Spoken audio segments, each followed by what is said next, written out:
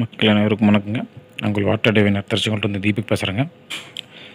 அதாவது இந்த பதிவு வந்து முழுக்க ஒரு கருத்துள்ள பதிவு தான். முழுசாக ஸ்கிப் பண்ண சரிங்களா?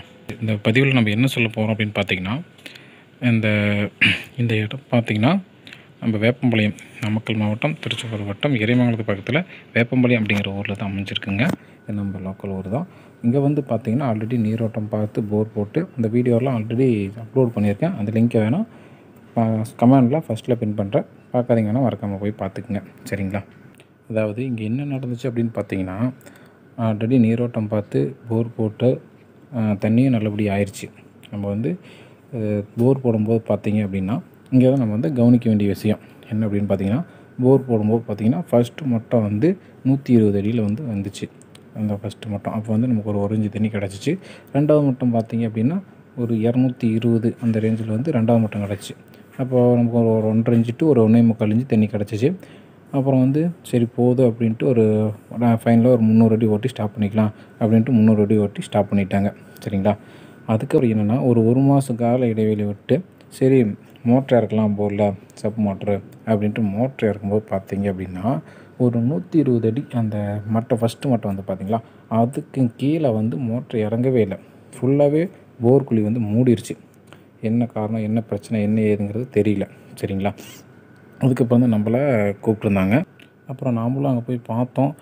நீங்கள் இந்த ஃபோட்டோவை பார்த்தீங்கன்னாவே உங்களுக்கே தெரியும்.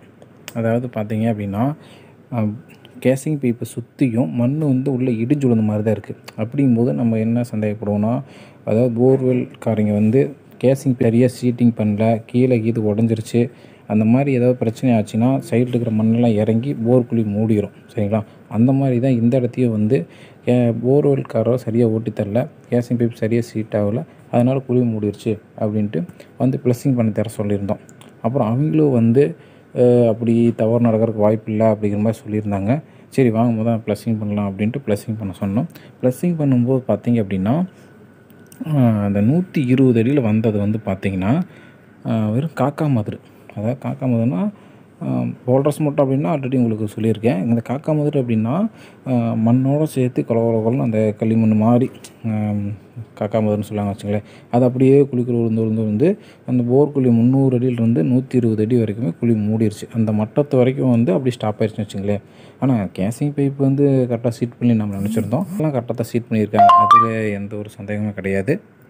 அதாவது கேசிங் பைப்புக்கு சரியாக சீட் ஆகலை அப்படின்னா நம்ம ப்ளஸ்ஸிங் பண்ணும்போதே பார்த்திங்கன்னா அந்த பைப் நல்லாவே ஏர் பாஸ் ஆகும். அதை வச்சு நம்ம தெரிஞ்சுக்கலாம்.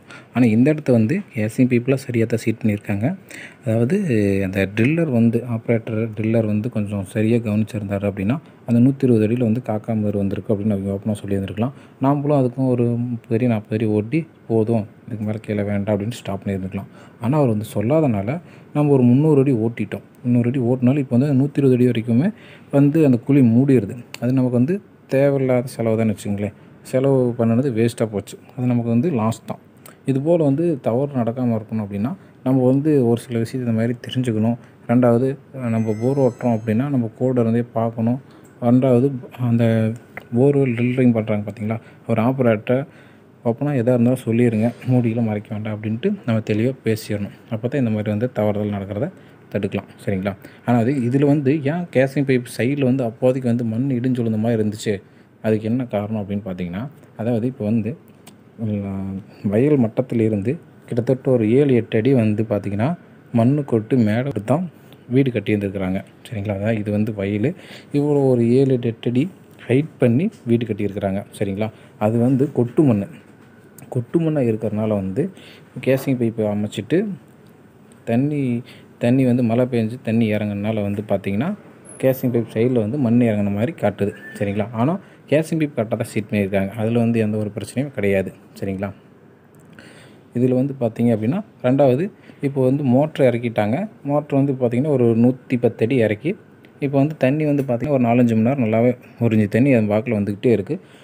ஒன்றும் பிரச்சனை இல்லை. வீட்டு பர்பஸ்க்காக ஓட்டும்போது வந்து இந்த மாதிரி வந்து இருந்தாலும் தண்ணி வந்து போதும் அப்படிங்கிற மாதிரி நடந்துச்சு. ஆனால் இதுவே நம்ம தோட்டத்தில் அமைச்சிருந்தோம் அப்படின்னா கண்டிப்பாக பிரச்சனை தான். ஏன்னா போர் குழி மூடுது, இந்த ஒரு தண்ணி வச்சு நம்ம வீடு விவசாயம் பண்ண முடியாது. அந்த மாதிரி பிரச்சனை வந்திருக்கும். இது வந்து வீட்டுக்காக ஓட்டுனது, அதனால் வந்து பிரச்சனை இல்லை. சரிங்களா? இது வந்து பார்த்திங்கன்னா மோட்ரு வந்து இறக்கிட்டு இழுத்து வெளியே போட்டிருக்குறோம் தோட்டத்துக்குள்ளே. அதுக்கப்புறம் தான் வண்டி வந்துச்சு. வண்டி வந்ததுக்கப்புறம் தான் ப்ளஸிங் பண்ணிவிட்டு எல்லாம் ஓகே, சரி 110 அடி மட்டும் இறக்கலாம் அப்படின்ட்டாங்க. இப்போ இறக்கி ஓட்டுனதுக்கப்புறம் தண்ணி வந்து பரவாயில்ல, நல்லபடியாக வந்துக்கிட்டு இருக்குது. மறக்காமல் சப்ஸ்கிரைப் பண்ணிடுங்க. கூடவே அந்த பெல் ஐக்கனை கிளிக் பண்ணி ஆல் கொடுத்துக்குங்க. நன்றி, வணக்கம்.